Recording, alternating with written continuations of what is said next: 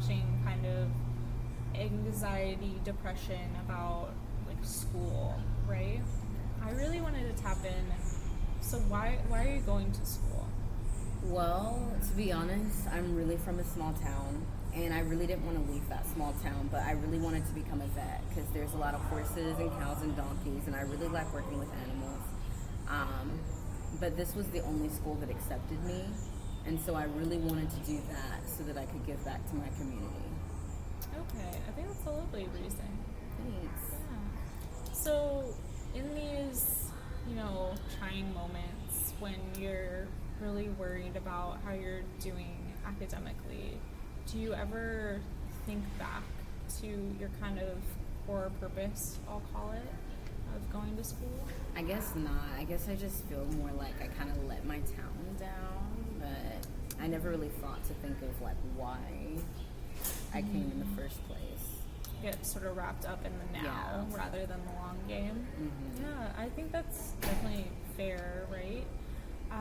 What are some ways that maybe we can think of to remind you of why you're doing this? Because I think when we get lost in the constant state of what needs to be done, the tests, the homework, we sort of lose sight of why we were here in the first place. And I'm assuming you still want to be a vet, right? Yes. You still want to treat those animals, and this is the way to do that. Yes. And ideally, since you're already in the program, it's the easiest way to do that, Yes. rather than going home and trying to find a different sort of program. So, do you just want to have a few minutes with me brainstorming how we can reconnect you to that? We've kind of tackled your morning routine with your sort of speech getting up in the morning, but is there a way that, before class, is that a good time to maybe reconnect with, I'm going to class because of... Yeah, maybe so, because I guess at the end of the day it's kind of too late. Mm-hmm. I've already missed all my classes by then. So. Okay, yeah, so you said most days your class starts around 8:30? Mm-hmm. Okay.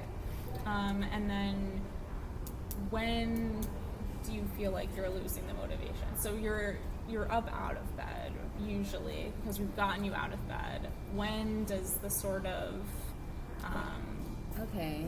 Well, motivation even though I don't study, I do like to kind of look at the agenda for the day. Mm-hmm. And then I notice like, oh, if I'm going to calculus, there was homework that was due and it's due this morning and I didn't do it. Then I start losing motivation, and then I feel like, well, if I don't go to calculus, I might as well not go to biology. Okay. And then if I don't go to biology and I miss the rest of my classes, then I get home and I'm like, well, what's the point of studying if I'm not even going to class? Got it. Okay, so tackling it before maybe your hardest classes, as you mentioned, there are some classes that you don't necessarily mind going to, like creative writing. Mm-hmm. So in those classes, or before those classes, I should say, did you find that having a sort of speech helps, or maybe even having, I know some people like vision boarding, would you be open to that? Well, I guess I didn't think about doing a speech like I did for creative writing. I think that could definitely help. I'm not sure how a vision board would work though, but I'm interested.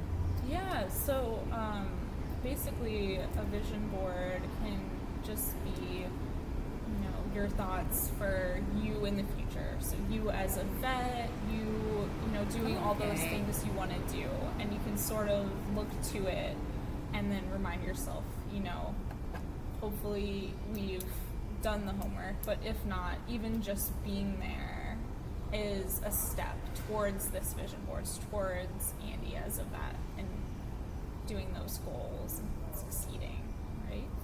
Do you want to try doing that? Yeah, that actually sounds like it could be really fun.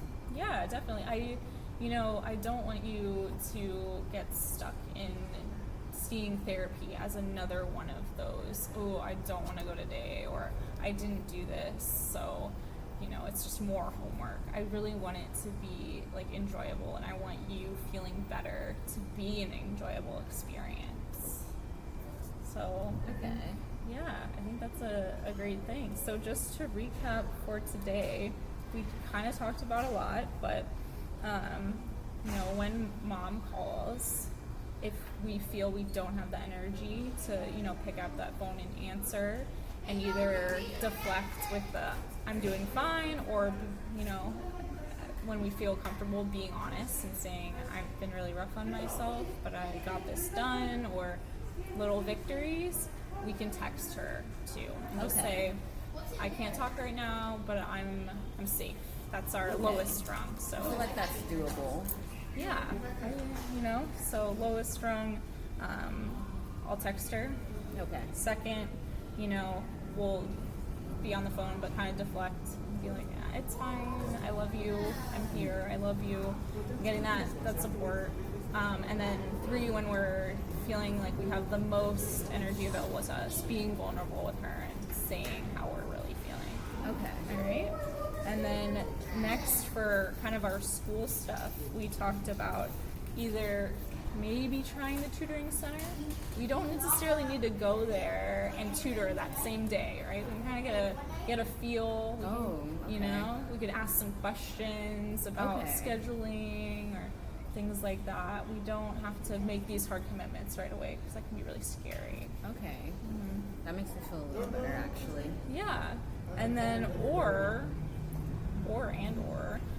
peer studying. So reaching out to your roommate's friends and saying, calculus, would you like to study together? You don't even have to admit to her you're having problems. You can just say, Okay. maybe I wanna study. Like, I work better when I study with others. We don't always have to give all of ourselves, but just making little baby steps Okay. into, a world where you're not just dominoing down, spiraling down. I feel like that's doable too, actually. Okay.